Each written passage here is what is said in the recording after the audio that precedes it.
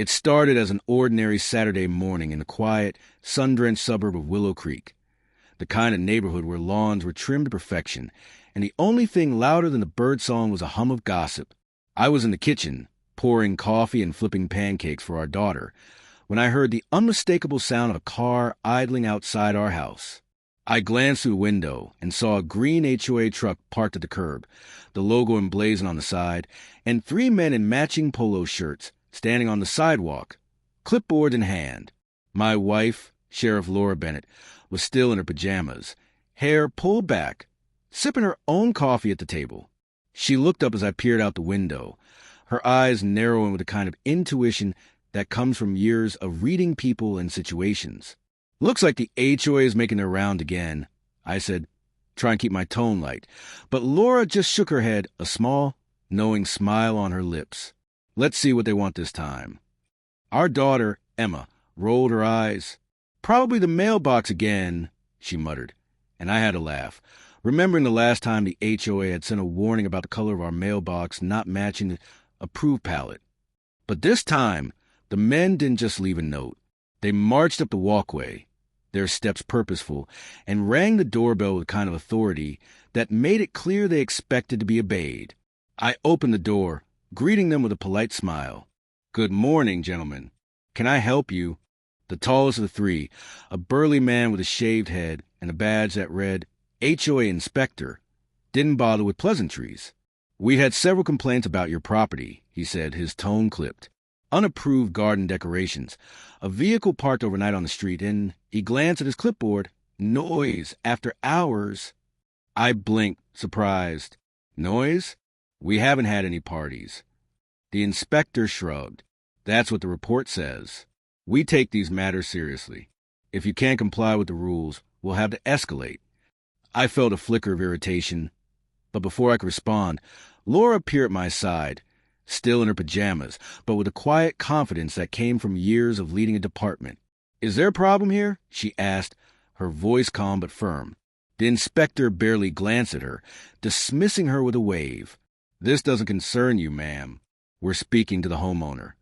Laura raised an eyebrow, but said nothing, letting the silence stretch just long enough to make the inspector uncomfortable. "I am the homeowner," she said finally, her tone even. The inspector looked her up and down, clearly unimpressed. "Well, then you should know the rules. If you can't follow them, we'll have to involve law enforcement." I almost laughed at the irony, but Laura just smiled, a glint of amusement in her eyes. "Is that so?" she said, her voice soft but carrying an edge. The inspector nodded, clearly enjoying his moment of authority. "That's right. We have every right to call the sheriff's department if you don't comply." Laura sipped her coffee, unbothered. "You do what you need to do." The men exchanged glances, clearly not expecting resistance. They left a stack of violation notices on our porch and marched back to their truck, muttering under their breath. I closed the door, shaking my head. "They really don't know who they're dealing with," I said, and Laura just grinned, her eyes sparkling. "Let's see how far they want to take this." The rest of the day passed quietly, but I could feel the tension simmering beneath the surface. That evening, as we sat on the porch watching the sun set, a police cruiser pulled up in front of our house. 2 officers stepped out, one young and nervous, the other older and more confident. The HOA inspector was with them, arms crossed, a smug look on his face. "Here we go," Laura murmured, setting her coffee down and standing up. I followed her to the door, heart pounding, not with fear but with anticipation. The officers approached, the younger one clearing his throat. "We have a report of noncompliance with HOA regulations," he said, glancing at his notepad. "We need to speak with the homeowner." Laura stepped forward, her posture straight, her gaze steady. "That would be me," she said, her voice calm but commanding. The older officer looked at her, recognition dawning in his eyes. "Sheriff Bennett?" he said, his tone shifting instantly from official to respectful. The HOA inspector's face fell, his confidence evaporating as he realized a mistake. The younger officer looked confused, glancing between Laura and his partner. "Sheriff." Laura nodded, pulling her badge from her pocket and holding it up. "That's right. I'm the county sheriff, and I'd like to know why you're here on a Saturday evening, responding to a call about garden gnomes and park cars." The older officer stifled a smile, clearly enjoying the turn of events. The HOA inspector stammered, his bravado gone. We were just following procedure. We didn't know." Laura cut him off, her tone gentle but firm. "Next time, maybe you should ask a few more questions before you escalate. My family and I are members of this community, just like everyone else. We deserve the same respect." The officers apologized, promising to review the complaint and handle it internally. The HOA inspector mumbled an apology, his face red, and hurried back to his truck. As the police cruiser pulled away, Laura turned to me, her expression softening. "Some people only understand authority," she said quietly. "But respect is something you give, not something you demand." I nodded, feeling a surge of pride for my wife, for the way she handled the situation with grace and strength. That night, as we sat together on the porch, the stars bright above us, I realized that true power wasn't a badge or a title, but in the quiet confidence of knowing who you are and never letting anyone take that away. The next morning, the neighborhood was buzzing with whispers. Word had spread quickly. By breakfast, everyone on our street seemed to know that the HOA's latest attempt to flex their authority had backfired in spectacular fashion. I watched from the kitchen window as neighbors walked their dogs a little slower past our house, sneaking glances at our front door, their curiosity barely contained. Some waved. A few even smiled sheepishly, as if apologizing for the HOA's overreach. Laura, meanwhile, was unfazed. She went about her morning routine as if nothing had happened, brewing coffee, reading the news, and helping Emma with her homework. But I could see the way she carried herself, a little taller, a little prouder, as if the events of the previous day had only strengthened her resolve. Around mid-morning, there was a knock at the door.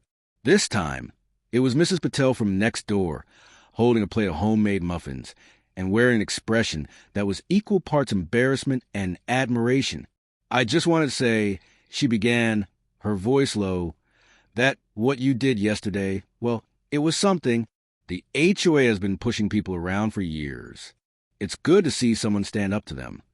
Laura accepted the muffins with a warm smile, inviting Mrs. Patel in for coffee.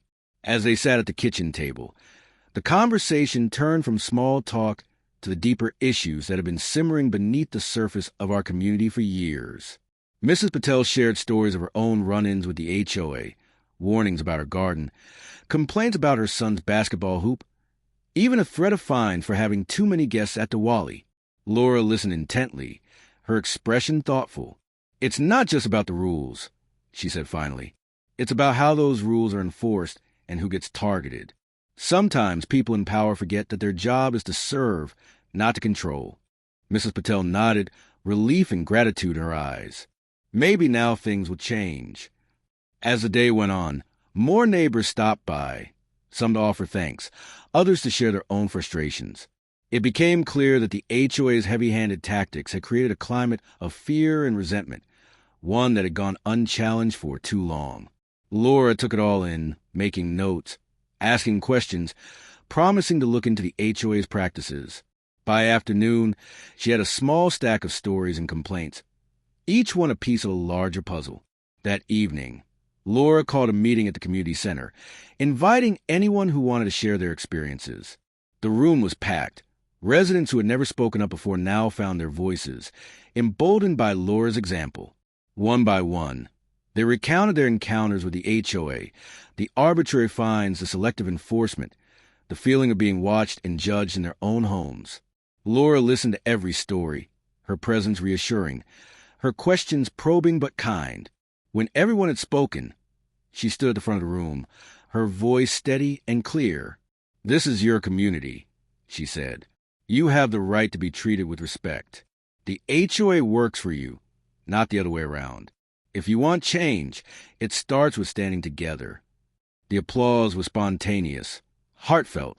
For the first time in years, the residents of Willow Creek felt a sense of unity, a belief that things could be different. As the meeting ended, people lingered, exchanging phone numbers, making plans to attend the next HOA board meeting as a group. Laura stayed until the last person had left, offering encouragement and advice, her leadership quiet but unmistakable. When we finally returned home, Emma hugged her mom tightly. "I'm proud of you," she whispered. Laura smiled, brushing a strand of hair from Emma's face. "I'm proud of all of us," she replied. That night, as we sat together in the living room, the air felt lighter, the house warmer. I realized that Laura's strength wasn't just in her badge or her title. It was in her ability to bring people together, to inspire them to stand up for themselves and each other. The HOA had tried to use authority as a weapon, but Laura had shown that true authority comes from service, from listening, from leading by example. And as I watched her laugh with Emma, her eyes bright with hope, I knew that our community was forever changed. The days that followed felt like a new chapter for Willow Creek. The story of the HOA's failed attempt to intimidate the sheriff's family had become the talk of the town, but more importantly, it had sparked a quiet revolution among the residents. For the first time in years, people began to question the rules that had always seemed set in stone, and to wonder why some neighbors were singled out while others were left alone.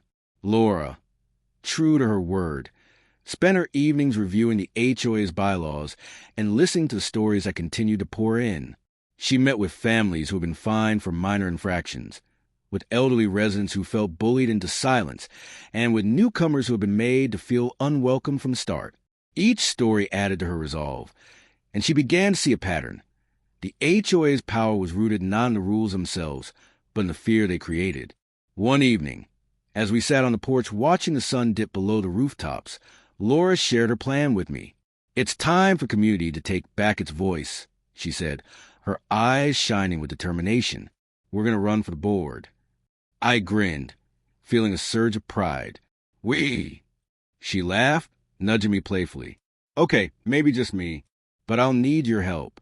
Over the next few weeks, our home became a hub of activity. Neighbors stopped by to offer support, to share ideas, and to volunteer for Laura's campaign. Emma designed flyers, while I helped organize a website and social media page. Laura held meet and greets at the park, listening more than she spoke, always making sure everyone felt heard. The campaign wasn't about tearing down the HOA, but about rebuilding it, about making a force for good, a group that brought people together instead of driving them apart. The current board, sensing the shift in the air, tried to push back. They sent out sternly worded letters, warning residents about the dangers of radical change. But the community had seen what real leadership looked like, and they weren't buying it. On the night of the election, the community center was packed. People who had never attended a meeting before showed up, eager to cast their votes. Laura stood at the front of the room, her speech simple but powerful. "This is your home," she said. "You deserve to feel safe, respected, and welcome.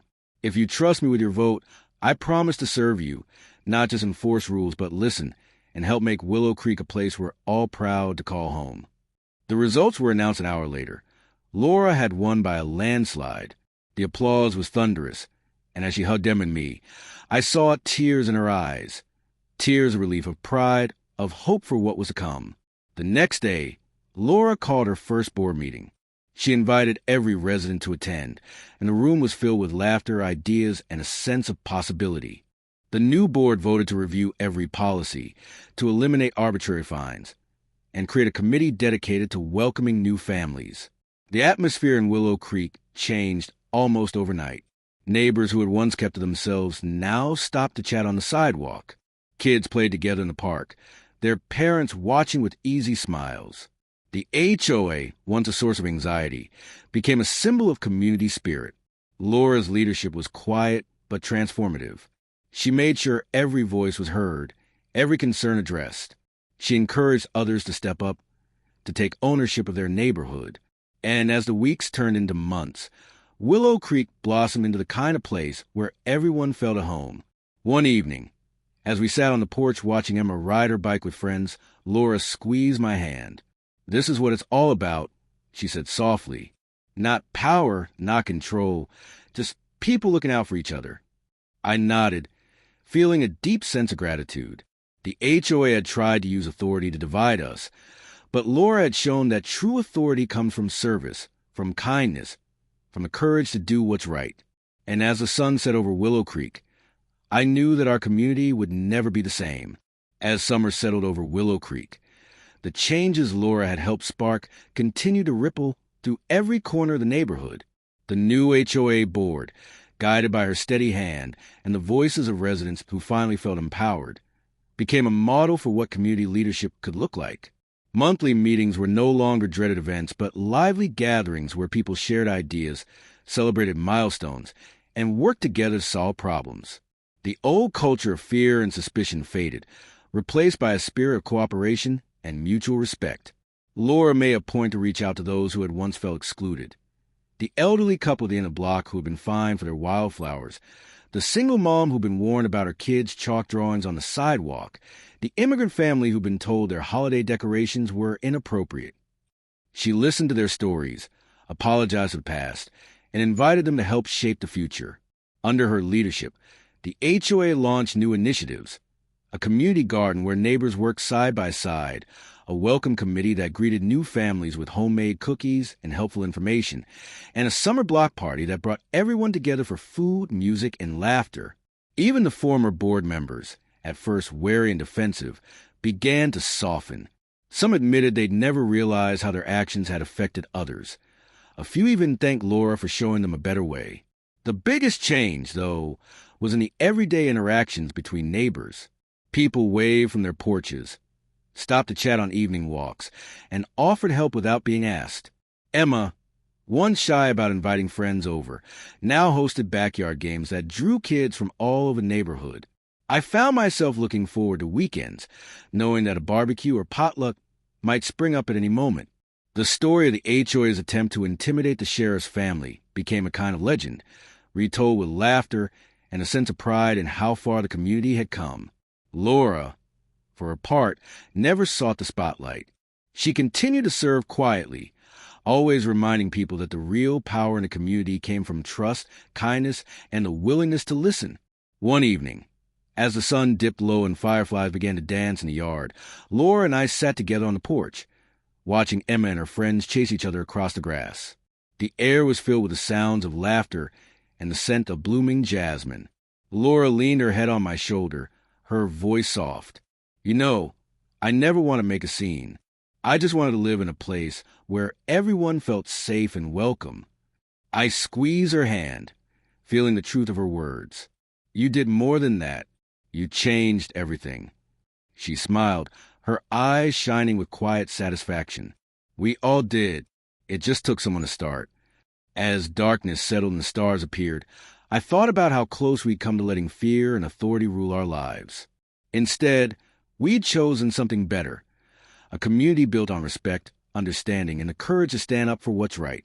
And as I watched Laura, my wife, my partner, my sheriff, I knew that Willow Creek would always be a place where people looked out for each other, where every voice mattered, and where the true meaning of home was found not in rules or regulations, but in the hearts of the people who lived there